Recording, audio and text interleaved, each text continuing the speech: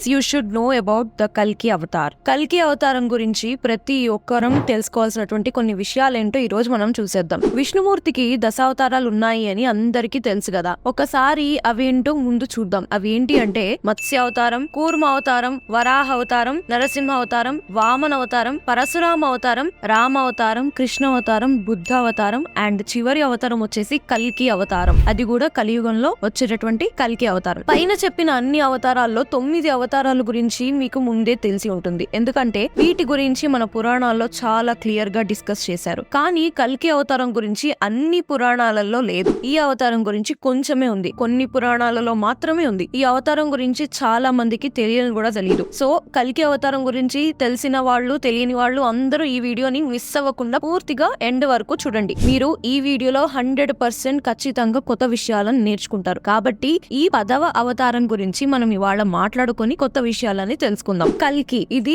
విష్ణుమూర్తి యొక్క 10వ అవతారం, ఇంకా చివరి అవతారం. కలియుగాన్ని అంతం చేయడానికి అతను కనిపించనున్నట్లు పురాణాల్లో వివరించబడింది. భగవద్గీతలోని 12వ విభాగంలోని 2వ అధ్యాయంలో కల్కి విష్ణుమూర్తి యొక్క అవతారం ఇంకా కలియుగంలో ప్రత్యక్షమవుతారు అని రాసి ఉంది. కలియుగం ముగింపులో సరికొత్త యుగానికి దారి చూపించడానికి, అదే ఆ కొత్త యుగం ఏంటి అంటే సత్యయుగానికి నాంది పలకడానికి విష్ణుమూర్తి యొక్క కల్కి అవతారం విష్ణుమూర్తి పోషిస్తారు అని పురాణాలు చెబుతున్నాయి. కల్కి అనే పేరు కల్ నుంచి వచ్చింది. దీని అర్థం సమయం, అంటే కలియుగం. కల్కి అంటే చీకటిని తొలగించేవాడు అని అర్థం. అయితే మన పురాణాల ప్రకారం కల్కి అవతారం సంబాలా అనే గ్రామంలో విష్ణుయసస్ మరియు సుమతి కుటుంబంలో వృద్ధి చెందుతున్న చంద్రుని యొక్క పక్షం రోజులలో 13వ రోజున జన్మిస్తాడు అని రాసి ఉంది. చిన్న వయసు నుంచే అతను ధర్మం, కర్మ, జ్ఞానం ఇంకా ఇలాంటి అంశాలపైన పవిత్ర గ్రంథాల చేత బోధించబడతాడు. మరియు పరశురామ, అదే మన విష్ణువు యొక్క 6వ అవతారం సంరక్షణలో సైనిక శిక్షణను తీసుకుంటాడు అని ఉంది. మన ఇండియాలోని గుజరాత్ లో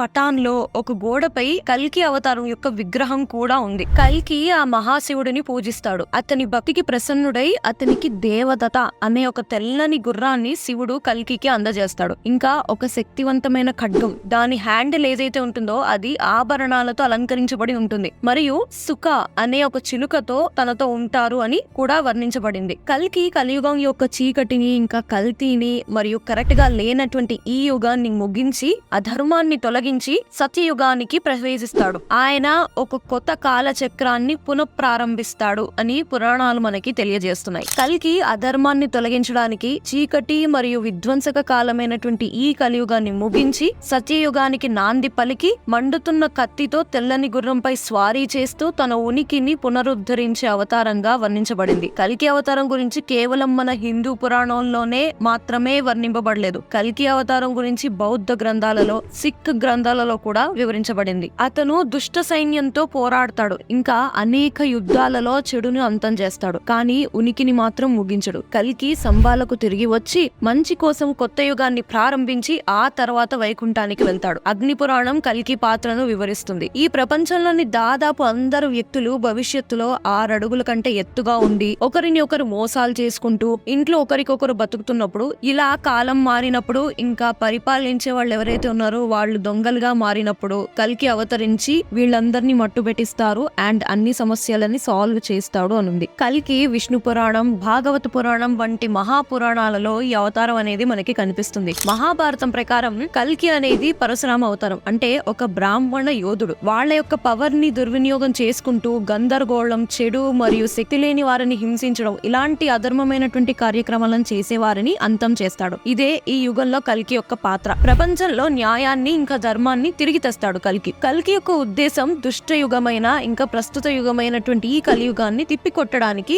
అక్రమదారులను మరియు మత విశ్వాసాలను నాశనం చేయడం. కాలచక్ర కాన్సెప్ట్ ప్రకారం కలియుగంలో 4,32,000 సంవత్సరాలు ఉంటుంది అని అంచనా వేయబడింది. కొన్ని వైష్ణవ గ్రంథాలలో కలియుగాన్ని అంతం చేయడానికి, చెడు మరియు దుష్టత్వాన్ని అంతం చేయడానికి మరియు కొత్త కాలచక్రం అంటే అదే యుగంలో పాటు ప్రపంచాన్ని కొత్తగా పునర్నిర్మించడానికి ప్రళయ రోజున కల్కి తెల్లని గుర్రం మీద కనిపిస్తాడని చెబుతున్నాయి. కల్కి గురించి ఒక్కో పురాణంలో ఒక్కోలాగా ఉంది. అంటే కల్కి పుట్టుక, పెరగడం గురించి పురాణాల్లో డిఫరెంట్ గా వర్ణించబడింది. కానీ ప్రతి పురాణంలో కల్కి చేసే పని మాత్రం ఒక్కటే అని వివరించబడింది. అదే ఏంటి అంటే దోపిడీదారులందరినీ నిర్మూలిస్తాడు, అధర్మాన్ని అంతం చేస్తాడు, ఇంకా ధర్మాన్ని పునఃప్రారంభిస్తాడు మరియు మంచి వ్యక్తులను రక్షిస్తాడు. ఆ తర్వాత మానవత్వం మళ్ళీ ప్రాప్తి చెందుతుంది మరియు స్వర్ణయుగం యుగం హిందూ వ్రాతపత్రులతో ప్రారంభం అవుతుంది అని ప్రతి పురాణంలో తెలియజేయబడింది. ఇదండి కల్కి అవతారం యొక్క చరిత్ర. కల్కికి చాలా మంచి అలవాట్లు ఉన్నాయి. ఆయన ఎప్పుడు ధర్మ మార్గంలోనే నడుస్తారు. ఒక మనిషి సత్య మార్గంలో నడవాలి అంటే ఎలాంటి అలవాట్లు కలిగి ఉండాలో అవన్నీ కల్కికి ఉన్నట్లు భగవద్గీత పేర్కొంటుంది. ఈ అలవాట్లు ఏంటి, అవి ఏంటి అనేది నెక్స్ట్ వీడియోలో మనం ఖచ్చితంగా మాట్లాడుకుందాము. ఇంత మంచి అలవాట్లు ఉండబట్టే కదా ఆయన మనం దేవుడు అని అంటుంటాము. సో ఈ వీడియోకి అయితే ఇంతే ఫ్రెండ్స్. ఈ వీడియో కనుక మీకు నచ్చినట్లయితే like, share, comment and don't forget to subscribe to our channel. ఇప్పటికి 1500 సబ్స్క్రైబర్స్ కి దగ్గరలో ఉన్నాము. సో ప్లీజ్ మన ఛానల్ ని సబ్స్క్రైబ్ చేసుకోండి. మీ ఫ్రెండ్స్ అండ్ ఫ్యామిలీ తోటి షేర్ చేసుకోండి. ఇంకా మీకు ఎలాంటి వీడియోస్ అయితే మీరు కావాలి అనుకుంటున్నారో అవి ఏమన్నా మీకు ఐడియాస్ ఉంటే కమెంట్ చేయండి. ఖచ్చితంగా వాటి మీద కూడా మేము వీడియోస్ చేస్తాం. అంతే ఫ్రెండ్స్, వచ్చే వీడియోలో కలుసుకుందాం. అంతవరకు సెలవు. నమస్తే.